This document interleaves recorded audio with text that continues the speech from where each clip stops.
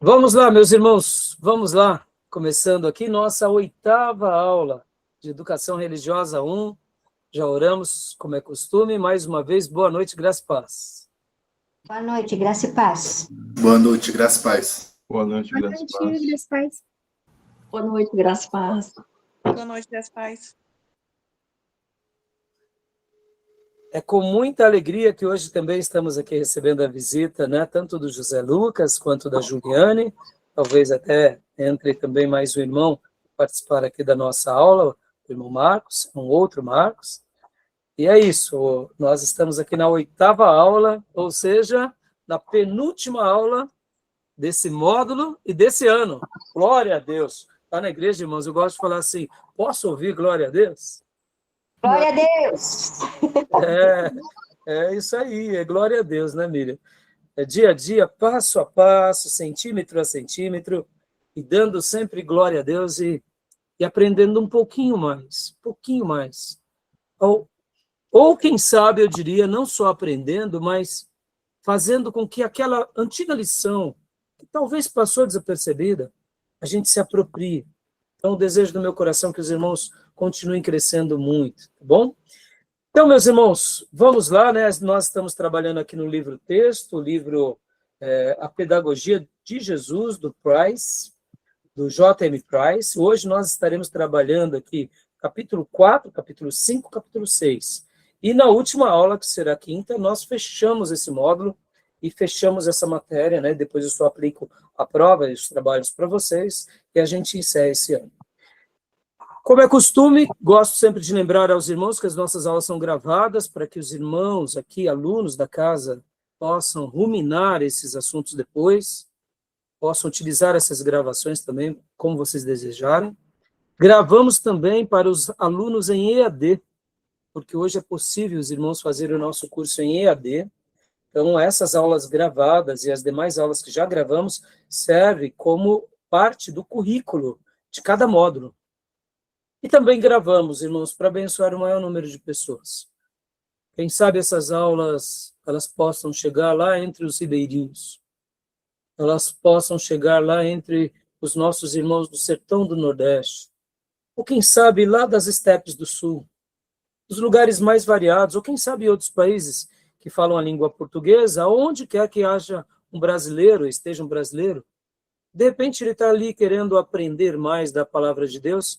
Nós gravamos para poder abençoar esses irmãos, obreiros, missionários, pastores, professores, e que, de uma forma ou de outra, o nome do Senhor seja glorificado.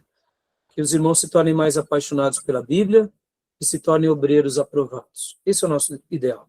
E se alguém quiser, né, realmente se tornar aluno aqui da nossa casa, entre em contato conosco, nas descrições desse vídeo, tanto no YouTube, quanto no Spotify, quanto nos podcasts, tem os nossos e-mails. E fica aqui um pedido meu também, nos sigam nas nossas redes sociais, tanto na minha do YouTube, quanto nos demais canais do Spotify, né, nas aulas de teologia, ou até mesmo nas nossas redes sociais da nossa igreja local, que tem abençoado tanto esse seminário, tá bom?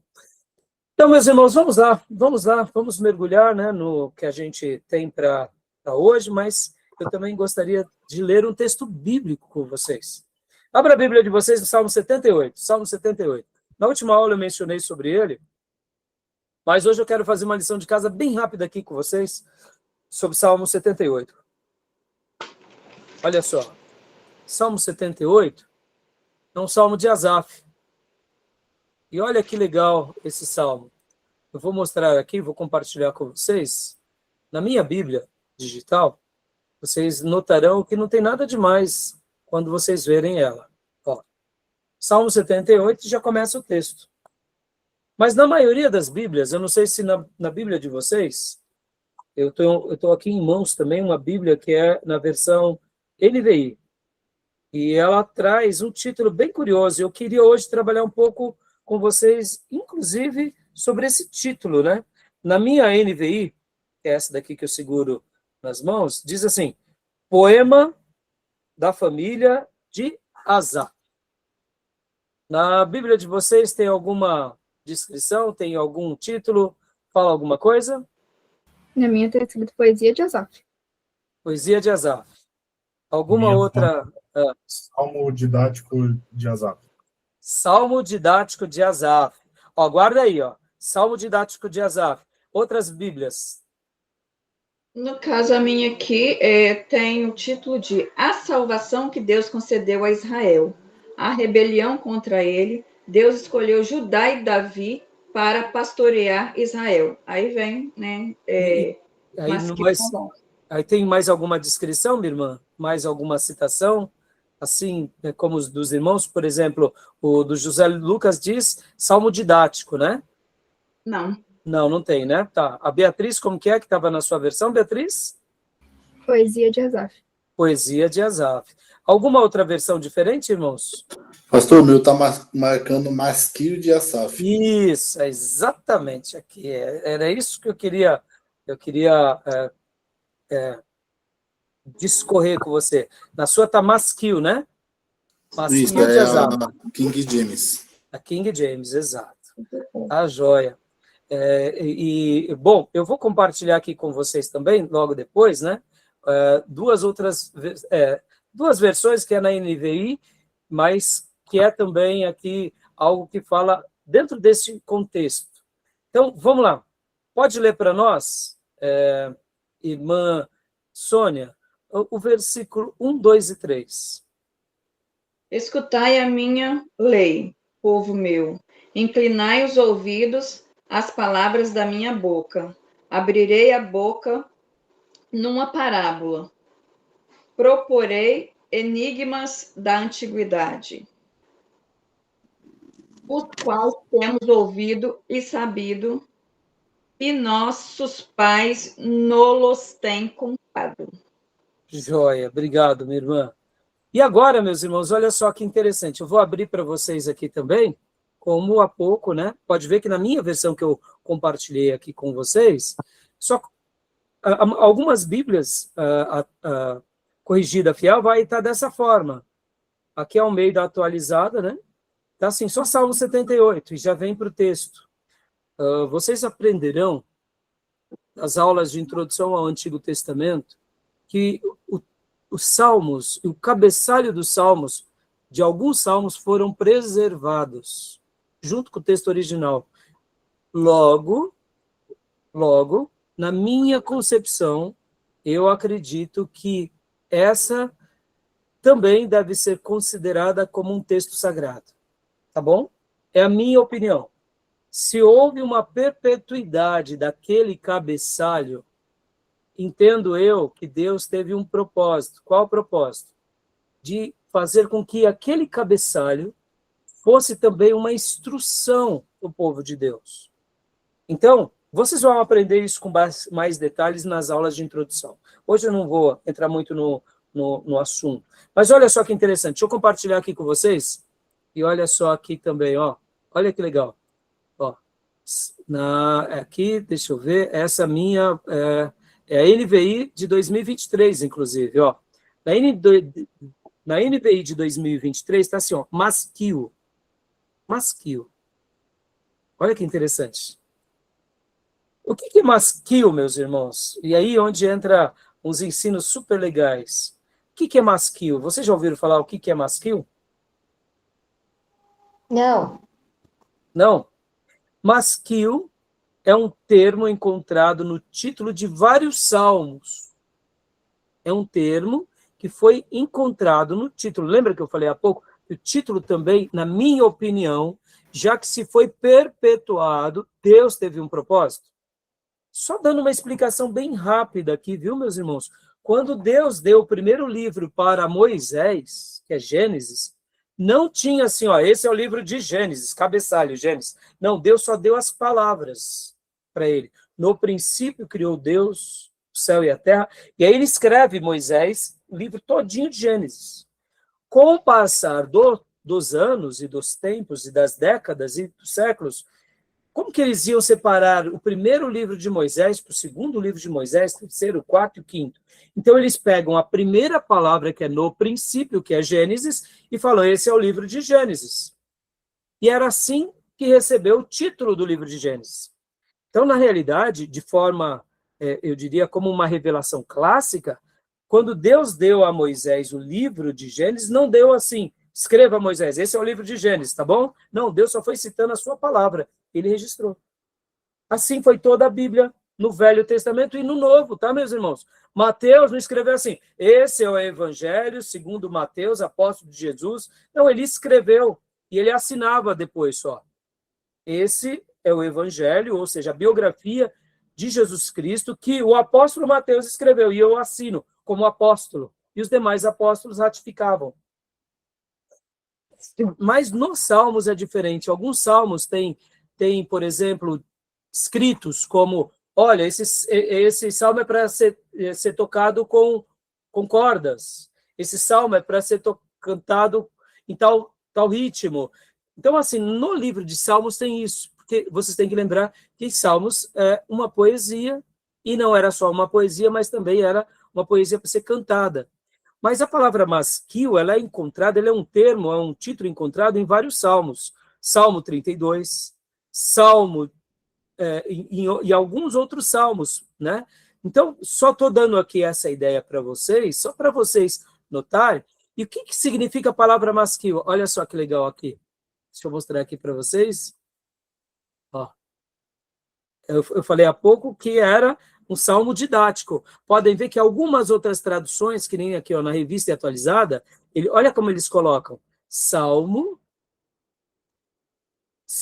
didático de Asaf. Legal, né? Agora, vamos lá. Porque eu fiz questão de abrir esse salmo. Nós não leremos ele, fica aqui para vocês lerem depois, até porque ele tem 72 versículos, é um salmo lindíssimo. Ele faz o resumo de todo o Velho Testamento, ou parte, né, de todo o Velho Testamento até os dias de Asaf. O que acontece, meus irmãos? Desculpe. O que acontece? Olha que legal. Esse salmo, olha só que interessante. Olha o nome que ele recebe, salmo didático. A gente não está tendo aula de educação religiosa?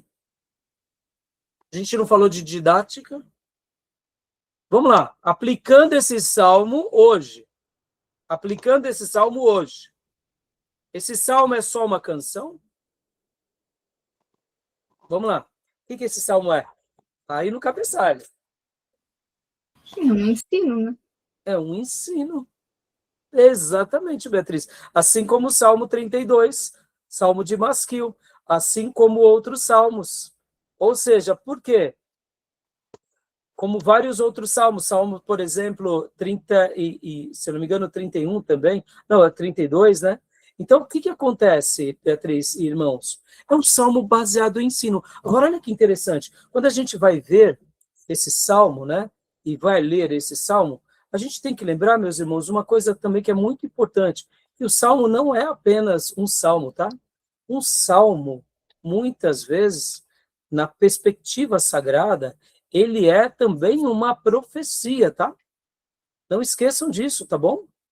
Um salmo é também, muitas vezes, uma profecia. Se vocês forem ver esse salmo, por exemplo, vocês notarão que esse salmo ele vai ser citado no Novo Testamento. Então, quando o Senhor cita esse salmo no Novo Testamento, é bem curioso que ele é colocado como uma profecia. Só para vocês terem uma ideia. Né? O Salmo 72, quando ele é lido no Novo Testamento, ele é lido também como uma profecia. Então, por que eu estou falando tudo isso, meus irmãos?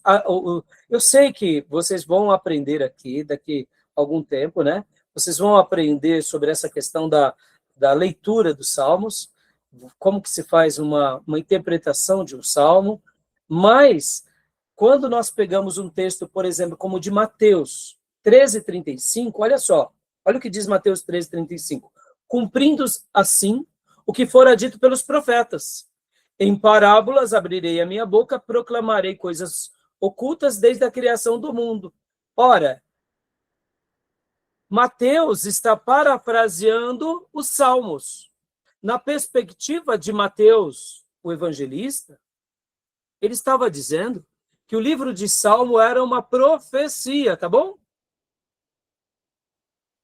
O Que tipo de profecia? Está dentro da categoria de poesia, mas não deixa de ser uma profecia, cantada com melodias, mas ainda assim, o texto de Salmos não são apenas salmos, canções, são profecias sagradas sendo dadas ao povo de Deus por meio de uma leitura poética, tá bom? Então, por que eu estou falando tudo isso aqui, meus irmãos, e eu quero só gastar esse instante aqui, fiz questão de separar esse salmo, ou a expressão masquil, porque, irmãos, perceba, a Bíblia o tempo todo está nos ensinando. O tempo todo, nas canções, nas orações, nos livros de sabedoria, nos livros poéticos, como é agora. Ou seja, os próprios salmistas, no caso aqui de Asaf, eles estão fazendo uma recapitulação das histórias de Deus ao povo de Deus, ou seja, eles estavam cantando isso enquanto adoravam a Deus, de propósito, para quê? Para que as histórias sagradas e divinas fossem marcadas no coração de cada servo de Deus. Tá bom, meus irmãos? E aqui fica uma pergunta, só para a gente fechar.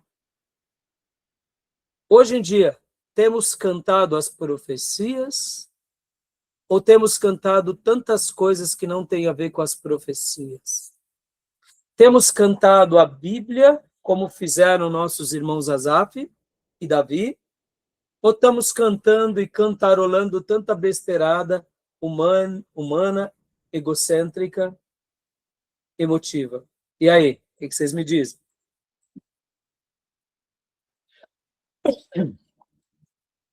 Pai Júnior, tudo bem, fiote?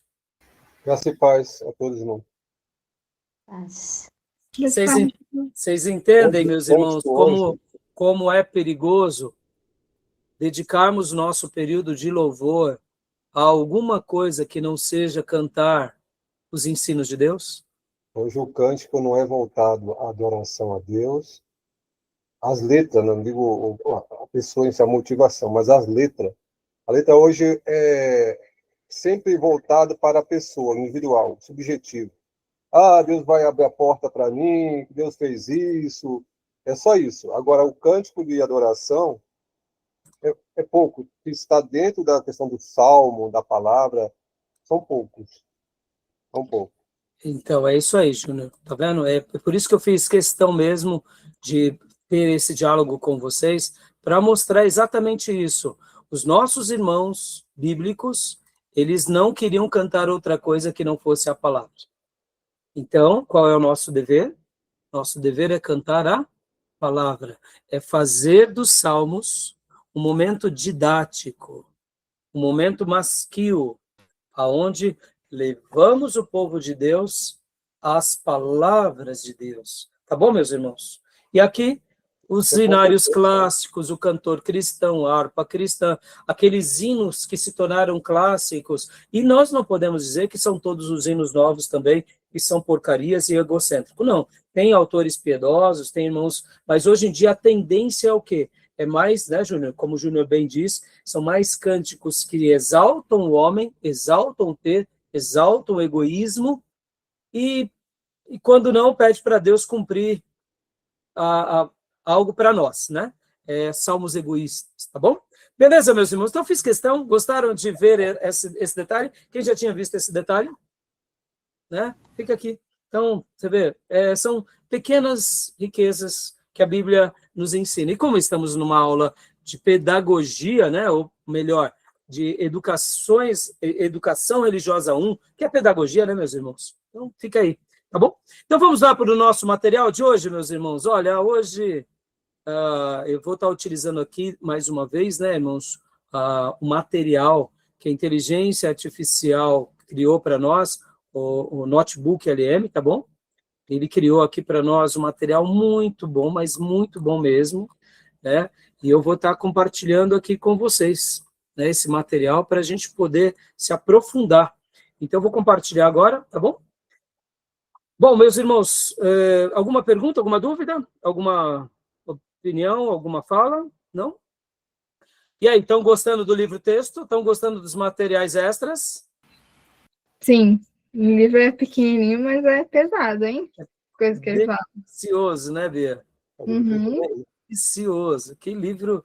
Você vê, domingo, inclusive, irmãos, eu preguei, não saiu. O nosso querido irmão Reis, ele tinha pregado, né, esses dias atrás, falado, inclusive, na quarta-feira, ele tinha falado sobre Mateus, sobre Pedro, né?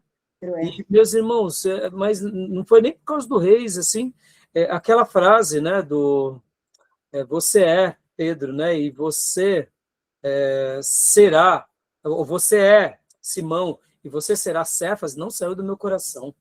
E aí, quando acontece isso, e é muito forte, eu falo, eu estou entendendo, eu acho que o mestre está querendo que eu fale outra coisa. E ali eu preguei domingo sobre isso, né? Inclusive, na minha abertura, eu tinha até mencionado sobre uma pessoa boa, uma pessoa justa. Quando eu fui fazer ali o fechamento, eu acabei não explicando direito, né? O que eu queria dizer ali? Queria dizer o seguinte, muitas vezes Deus já nos fez ser aqui. E a gente já é alguém que Deus sonhou. Só que o mundo e as vozes dessa sociedade são tão fortes, e muitas vezes a nossa consciência doente, ela tem um peso tão grande, e as pessoas ao nosso redor também têm um peso tão grande, que a gente está, de repente, querendo se tornar uma outra coisa, que não é o que Deus quer, e a conta não fecha, porque a gente se torna incompleto.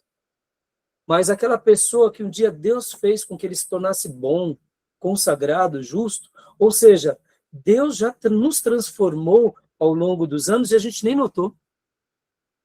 E agora eu já sou justo, eu já sou bom, eu já sou alguém que amo, eu já sou alguém que realmente sou um pendão de paz. E parece que isso é muito pouco. E aí o diabo sussurra no nosso ouvido, não, busque dinheiro, busque fama, busque isso, busque aquilo. E aí vem as pessoas ao nosso redor e dizem, não, você pode fazer mais. Isso daí é bobeira, você é muito bonzinho. E quando a gente vai ver, a gente fica correndo que nem um cachorro atrás do rabo. Só que, irmãos, a gente nunca vai fechar essa conta, porque a nossa vida só vai ter sentido quando, de fato, descobrirmos o que Deus sonhou para nós. Ou seja, aquilo que Deus falou para Pedro, né? Tu és Simão, mas você serás Cefas, rocha. A nossa vida só tem sentido quando a gente vive o sonho de Deus.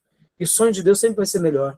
E quando eu fiz ali o fechamento, eu não fui muito claro, na hora não consegui colocar as minhas palavras, mas o que eu queria dizer é o seguinte, muitas vezes a gente já se tornou. A gente já se tornou. A gente já se tornou um vaso de Deus, e Deus é como se ele estivesse dizendo, meu filho, minha filha, olha, eu já te fiz ser sal e luz, já te fiz ser bênção. Você está correndo atrás desse rabo aí que o diabo está falando que vale a pena, deixa isso daí é construir castelo nas nuvens. Estão entendendo? Então, assim, foi muito legal o domingo, e olha, fruto desse material aqui, que não saiu do meu coração, né? Entendeu? E olha, eu já dei essa aula várias vezes, e a cada período, né, aquilo que a gente sabe que a Bíblia tem o poder de fazer conosco, assim como as misericórdias de Deus renovam a cada manhã, assim é a palavra de Deus, porque ela é viva e eficaz. Ou seja, ela é viva. Amanhã Deus vai se revelar de uma forma poderosa para nós, de um texto que no passado você já lia, já sabia, mas vai tornar vai sair um galho novo, um fruto novo, porque é obra do Espírito, tá bom, meus irmãos? Então vamos lá, meus irmãos, capítulo de número 4, né, do nosso livro-texto. Nós estamos acomodados. Né? Hã? Mas nós estamos acomodados. Muitas vezes, né? Como igreja. Nós não visitamos pessoas que precisam só de um abraço. Nós não visitamos idoso. Não fazemos nada, nós ficamos só no nossa zona de conforto, como igreja. É isso que está vendo. Hoje vai ser legal, Júnior. Social. Hoje vai ser legal, porque a matéria, você vai ver que dentro dos ensinos do mestre, uma das características do mestre é o contato com pessoas. Mas a igreja não quer mais contato, porque a pessoa, gente, é obra-prima de Deus, mas a igreja hoje não quer. Então, mas aí, por isso que a gente está aqui, né, Júnior? A gente tem que estar movimentando as peças, tá aqui, né? Mas a gente tem que sair daqui com essa nova perspectiva de produzir transformação. Se a gente não aprende e não reproduz, quando o discípulo Jesus ensinou, eles reproduziram o que Jesus ensinou. Isso, não. Então, aqui é o nosso desafio, né, Júnior? Aqui é o nosso desafio. A gente aprende e aqui vocês estão numa classe, e eu também, para quê? Para que a gente reproduza. Não só para que a gente se torne, como eu gosto de dizer, girino de Jesus, né? Sabe? Porque muitas vezes o seminarista, ele vira o girino de Jesus. Lembra do girino? Girino? Né? O girininho lá, tá lá na lagoa, nasce, né? É um rabinho assim, um cabeção, né? Fica lá, girino. Muitas vezes a gente é assim, tá cheio de teologia na cabeça, mas não tem prática. Tem corpo, né? Por isso que tem que exercitar. Por isso que a gente tem que buscar fazer. Tá bom, meus irmãos? E aí, regaçar a manga, né? E ir para cima, tá bom? Então, vamos lá, meus irmãos. Capítulo de número 4 do nosso livro texto. Eu estarei lendo aqui com vocês, né? Agora, o resumo que o Notebook LM criou para nós desse capítulo, tá? Então, leia para nós, Beatriz, por gentileza. A Masterclass do Mestre, desvendando os 7 princípios pedagógicos de Jesus. Uma análise da filosofia por trás do maior educador da história. Ou seja, né, a gente vai estar aprendendo com ele. Pode ler para nós, Beatriz, por gentileza.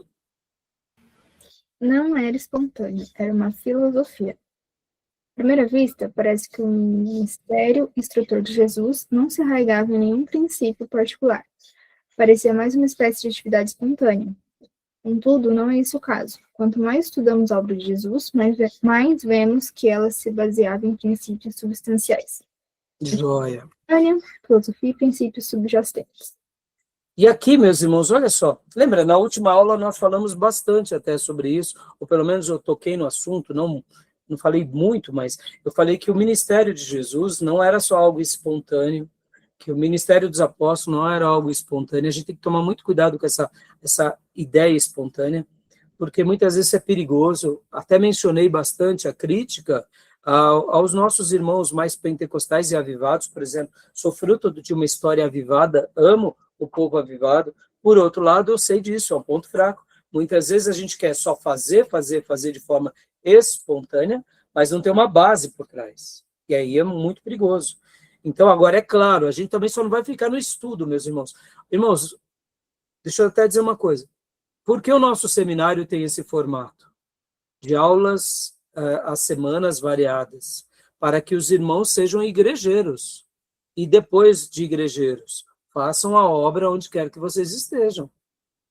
Então, é importante também, porque tem muitos irmãos que vão para o seminário e se enclausuram no seminário, viram traças de livros sagrados, traças sacras, e aí acha que não precisa mais o contato nem com os irmãos da igreja, porque os irmãos da igreja às vezes não querem crescer, e com os ímpios quando Deus prepara. Não, meus irmãos, nós precisamos provocar situações. Qual é a primeira área que a gente provoca? Eu serei um obreiro fiel da igreja que Deus me colocou. Ora trabalhando e ora apoiando os trabalhos. Podem ver, meus irmãos, na nossa igreja local, eu não prego às quartas-feiras, a não ser que o irmão vai pregar, de última hora, deu uma dor de barriga, ou ficou preso no trânsito, aconteceu uma... Aí eu vou lá e prego. Mas eu não prego de quarta, porque eu quero que os irmãos produzam. Agora, por que eu vou para a igreja? Para dar o apoio aos irmãos. Porque eu gosto de estar participando, para mostrar, olha, eu não estou aqui na igreja só quando trabalho. Eu estou vivendo igrejas com vocês. E aí, para ali? Não. A igreja é só o quartel-general, que a gente se prepara para quê? Para as atividades em campo. Então, Jesus, ele tinha todo um princípio, que é uma base bem sólida. E aqui nesse desenho, né, que remete à ideia quase que de um iceberg, mas também lembra muito um diamante, o ministério de Jesus é isso, né? Pode ver, aqui é a base dele, os princípios que estavam por trás. Então, hoje, a gente vai trabalhar aqui nos princípios que estão subjacentes. O que é ser subjacente? É aquilo que está depois da cortina, que está logo ali atrás, que a gente não vê no primeiro momento. Né? Pode ver, uma igreja saudável, o pastor ali não está apenas ali dando um culto sem propósito. Ele tem toda uma perspectiva. Os irmãos que estão ao lado do pastor, eles têm todo um objetivo. E deixa eu ensinar uma coisa aqui, viu, meus irmãos? Uma igreja forte, geralmente, não se faz apenas por um pastor competente, viu? Uma igreja forte se faz por um colegiado forte. vários irmãos fortes, que amam essa igreja, estão dispostos a dedicar sua vida ao lado de um pastor. Aí pronto. Mesmo que o pastor morra, não tem problema, essa igreja não vai morrer. Porque os irmãos estão comprometidos numa obra. Agora, você pode ter uma igreja com o maior figurão do mundo. Se os irmãos nem participam do culto, participam. Ou seja, é uma igreja que está baseada numa personalidade. Percebam que a igreja, o reino, é muito mais do que uma pessoa. Por isso que a gente tem que cada um pagar o seu preço. E, irmãos, tem coisas que são misteriosas. Tem pessoas que vão crescer em 1 ano, outros em 3 anos, outros em 10 anos. E aí é onde entra os mistérios de Deus, tá bom?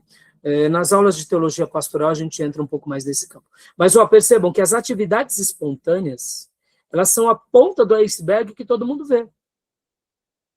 Ou seja, ela é uma porcentagem de 10%, quem sabe, 20% no máximo, de um mundo todo que está debaixo aqui. Então, uma pessoa que pratica algo espontâneo e é muito bem-sucedido, ele não é bem-sucedido por acaso, porque ele estudou muito antes, ele orou muito antes, ele pensou muito antes, ele foi piedoso, foi zeloso, ou seja, tem todo um mundo que o acompanha, e aí quando ele é espontâneo, todo mundo fala, nossa, eu vou ser espontâneo, porque o Espírito Santo usou ele. Sim, usou, mas olha a lição de casa que ele fez. E é isso que eu quero que vocês olhem. Ministério é isso daqui, meus irmãos. Isso daqui que é ministério. Aqui é os presentes de Deus, tá bom? Aqui é os presentes de Deus. Tudo bem? Tranquilo? Alguma dúvida? Mas só uma crítica. A igreja de Jesus de hoje não segue a igreja de Jesus, praticamente. Porque a igreja vive na teoria. A igreja, a eclesia, é tirada para fora. A igreja está pregando sempre para crente. É isso que eu volto a falar.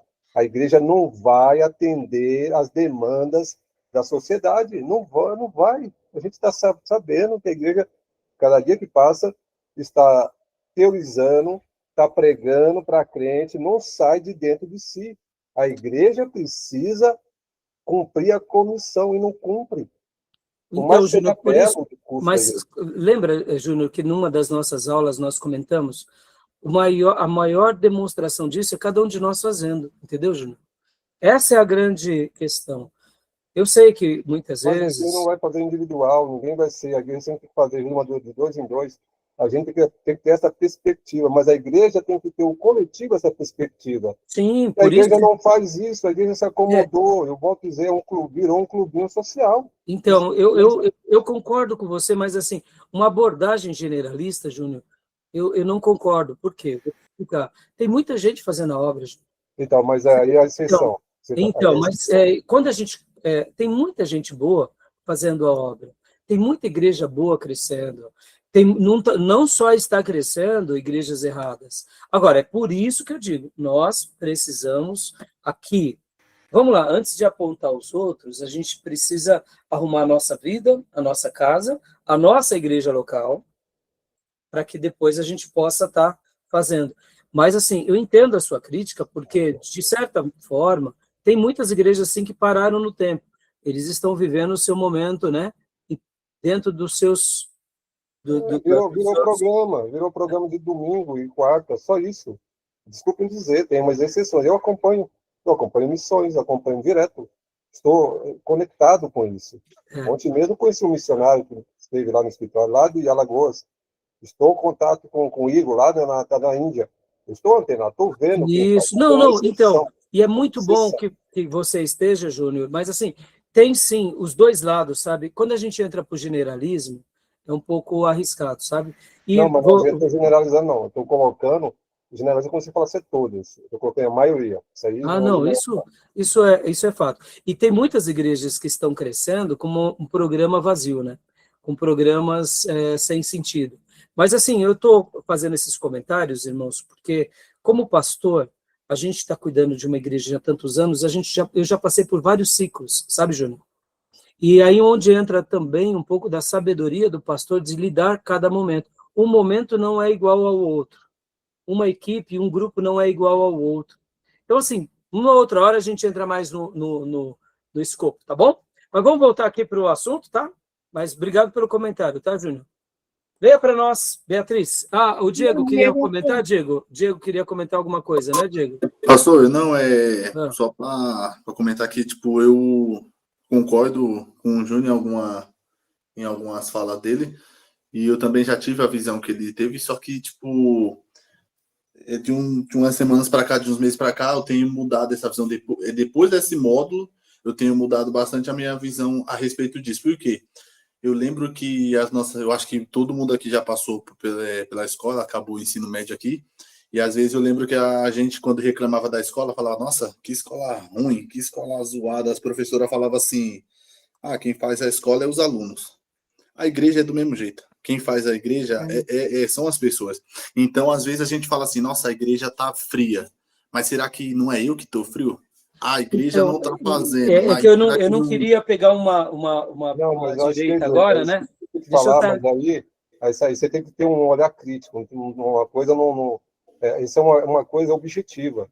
Você está olhando e vê, não é questão de você falar, eu é porque eu não faço. Não é nesse sentido. Deixa eu só até fazer um comentário geral. aqui. É o momento que a igreja passa, crítico. Sim. Deixa eu só fazer um comentário. Eu não queria desfocar muito, né? Porque senão a gente vai acabar não indo para o assunto em pauta. Mas, assim, o comentário foi útil. Eu sei que realmente tem a ver o que o Júnior disse. Reconheço, sim, casos, sei de realidades, mas, ao mesmo tempo, quando eu mencionei, né? E como você está mencionando também, Diego, tem vezes que a gente precisa ter uma leitura, eu diria, um pouco mais holística e geral. Então, assim, a discussão ela é legal, é importante, é que senão a gente vai fugir um pouco do escopo, né? Mas, assim, ao mesmo tempo, qual é o grande desafio nosso aqui, irmãos? É fazer a obra, é fazer a obra. É fazer a obra o tempo todo. E pasmem vocês, irmãos, eu estou, né? Estou desde 97 que eu fui ordenado ao ministério. O ano que vem eu vou fazer 29 anos. Como pastor titular. Eu fui convidado para pastorar essa mesma igreja em 95. Então eu fiz 30 anos cuidando já, né, um ano e pouco como dirigente e 28 anos como pastor oficial. Eu já vivi vários momentos. Vários. E por que eu digo isso? Porque muitas vezes você tem um grupo que é um grupo destemido, e, irmão, é uma delícia. Qualquer coisa que você faz, vamos fazer? Vamos. E tem vezes que você malha a ferro frio. Então, a gente, como pastor, se nós não tivermos sabedoria, a gente acaba se ferindo e ferindo muitos.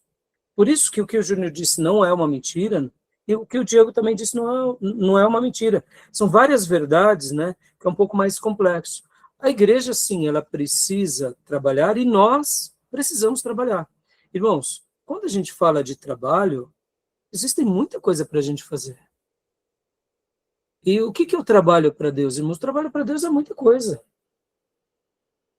Importante a gente frutificar daquilo que Deus nos separou. Então, assim, né, para a gente fechar, porque senão a gente entrou aqui num caminho, né? Mas qual é o grande desafio? Nós sermos o modelo pelo qual vivamos, só isso. E a gente continua fazendo a obra e se dedicando. Na igreja, fora da igreja, tá bom?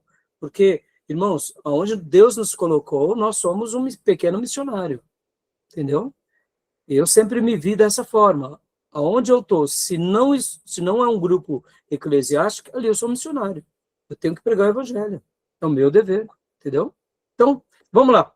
Continuemos aqui, tá bom? Eu tenho uma dúvida. Pode falar, filha. Desse ponto que ele falou, sobre, no caso, né, o autor, sobre os princípios, né, que está em cima, que está escondido.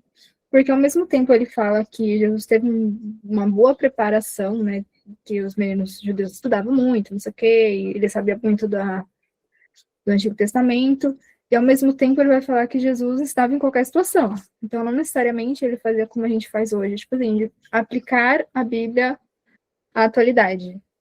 Ele usava qualquer situação para ensinar. Sim, mas você pode ver que não era o espontâneo pelo espontâneo, Beatriz. Ele tinha uma base. Aqui, inclusive, deixa eu fazer uma aplicação bem... Tanto o livro-texto quanto os slides fala de uma filosofia, tá, irmãos? Aqui, quando é tratado como filosofia, façam uma leitura de princípio educacional, tá? só princípios de ensino. Não filosofia pela filosofia, tá? Que a base de Jesus é a Escritura, tá bom? Então, Beatriz, te respondendo. Jesus, ele tinha todo esse fundamento que dava para ele ferramentas para que ele fosse espontâneo. Foi assim com Jesus, e foi assim com os apóstolos, e assim será conosco, Beatriz. Quanto mais base eu tiver do principal, que é a Bíblia, pode vir inteligência artificial. Amanhã a gente talvez tenha um robô trabalhando na nossa casa. Tá bom, e daí? A gente vai pregar para o robô? A gente vai ter que batizar o robô? Não, claro que não. Robô é robô. Entenderam? Mas a gente vai poder conviver com o robô sem achar que ele é um demônio. Não sei que o robô comece a falar que ele é Beelzebub, né? Aí complicou tudo. Aí complica. Mas percebam, o que a base nos dá? A base nos dá instrumentalidade para que em qualquer cultura, em qualquer lugar, a gente possa aplicar. Vamos lembrar o apóstolo Paulo, Beatriz. Ele não era fariseu de fariseu? Da tribo de Benjamim? Uma pessoa extremamente competente? Quando Deus, na pessoa de Jesus, o salva, agora ele começa a entender o evangelho, começa a entender plenamente a obra do Messias e ele aplica. Entendeu? Então, ele vai ter atividades espontâneas naquilo pelo qual ele tinha a base, o apóstolo Paulo. Então, é isso. Entendeu, Beatriz? Diferente de Jesus, porque Jesus, ele, na verdade, tinha presciência, ele não fazia de improviso. E Paulo tinha o que ele tinha, que era como fala, o esterco, né, os fundamentos. Sim, mas quando a gente vê, Júnior, também, você vai lembrar na aula de Cristologia, muitas coisas, a ideia que dá é que Jesus não fez como Deus. Jesus fez como o homem que... Mas ele fazia, mas ele tinha presciência, tanto Sim, que ele era organizado e não fazia de improviso. Por sim. exemplo, quando ele se encontrou com a mulher samaritana, sabe que Jesus ele fez ali por acaso, porque estava cansado, ele não estava já na presciência dele ter aquele... Você vai recordar que os irmãos não fizeram cristologia ainda, mas você vai recordar, Jesus era 100% homem, 100% Deus. Alguns poucos momentos Jesus usou da sua divindade. Na maioria dos seus outros momentos, Jesus usou da sua humanidade. Então, o que nós entendemos? Que Jesus, na sua humanidade, ele buscava quem? A Deus Pai e ao Espírito Santo, para que o Espírito Santo o iluminasse, o revelasse. Então, alguns momentos, sim, Jesus usou da sua divindade, isso não tenha dúvida. Mas podem ver, quando o próprio Jesus fala sobre a vinda dele, a maneira em que ele diz que somente o Pai, nem os anjos, nem o Filho sabe a hora da vinda. Ele não poderia ter falado ali? Ali é um período da humanidade. Então, por que eu estou falando isso, irmãos? E mostrando aqui. Jesus, ele é aquela pessoa que na sua humanidade era cheio do Espírito Santo. Percebam, Jesus ele gastava as noites orando. Por que ele orava, se ele era divino? É porque era o 100% homem, agora que precisava se encher de Deus para fazer a obra de Deus.